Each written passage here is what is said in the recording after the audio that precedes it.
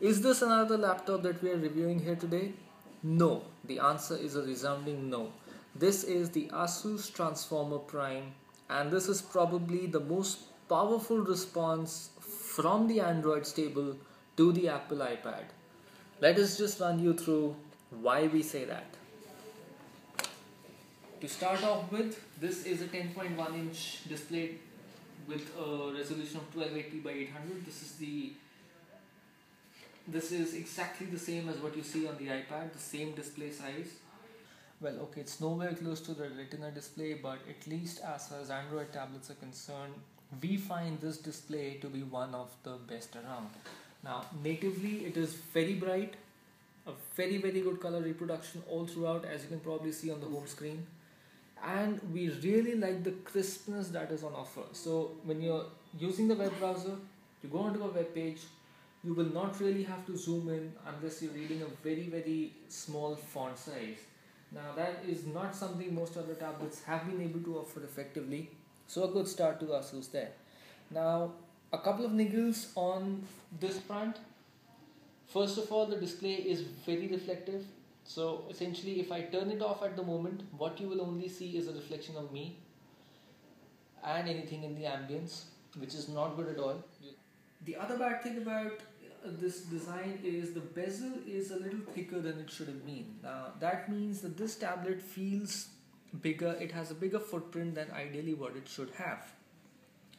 Technically that's not a problem because it's an extremely slim tablet, as you can probably see very clearly. I'm rotating it around and see very clearly it's a very slim tablet and extremely comfortable to hold and use. There are no rough edges, but the design has a bit of aggressiveness to it, which we like. Let me run you through the port placement on this one. Starting off with the power key, it's here essentially. So if you're holding it in landscape mode, it will be on the top left, and if you're holding it in portrait mode, then essentially it will be on your right spine. The volume rocker is on the alternate spine here, as well as a micro SD card there and a mini HDMI out. This is the charging port, the proprietary charging port in the middle, along with two slots for the dock. The 3.5mm jack sits on the opposite spine here to where the volume rocker is, and the rest of it is very clean. On the back, what you see is essentially the camera on the top with the flash, and the rest of it is very clean. Now this look, this aluminium with the circular imprint on it is very similar to what we saw on the Asus ZenBook Ultrabook. Overall, a very premium finish to a tablet, and well, if you're paying so much for the tablet, then might as well justify that, and this tablet really is built for the price tag. Let's look at the dock separately before we put the two together. This essentially is a full-fledged keypad with no dedicated number key, but it's a full-fledged keypad. The tablet sits here. This is the hinge to lock and unlock the tablet. Some dedicated keys here for return, for Wi-Fi, Bluetooth. For example, this takes you back home. All in all, with this keypad, the key size is more than adequate for typing quickly.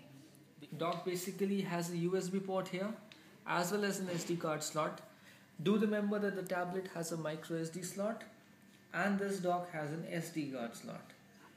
The dock also has a battery. I'm going to turn it around and show you where the charging port for this is.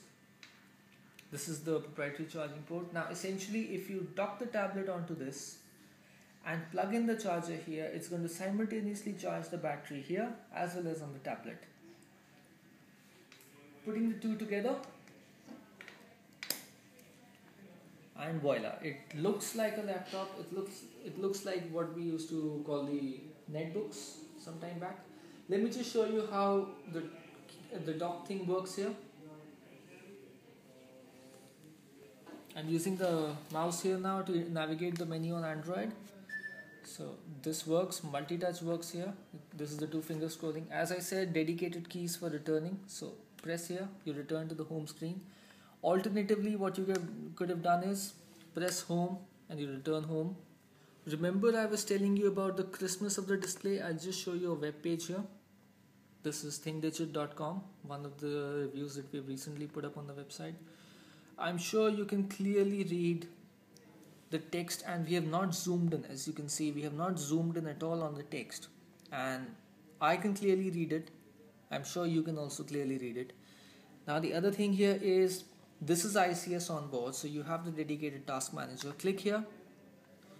You see all the tasks here. At the moment you can't because we are in a task. Let me just take you back to the home. Click here, you see the tasks. To kill it in Android, essentially you swipe this side. What I'm going to do is I'm going to use the touchpad to do it. There you go. So that's kill the task. Some interesting extras that Asus has offered with this tablet. You have the Super IPS Plus mode, which you can enable and disable. It's enabled at the moment, which kind of enhances the brightness a little more than usual. I've turned it off and now the brightness is stabilized a little more. This is interesting. You have the 3 performance modes here, pretty much similar to what you see on a Windows PC.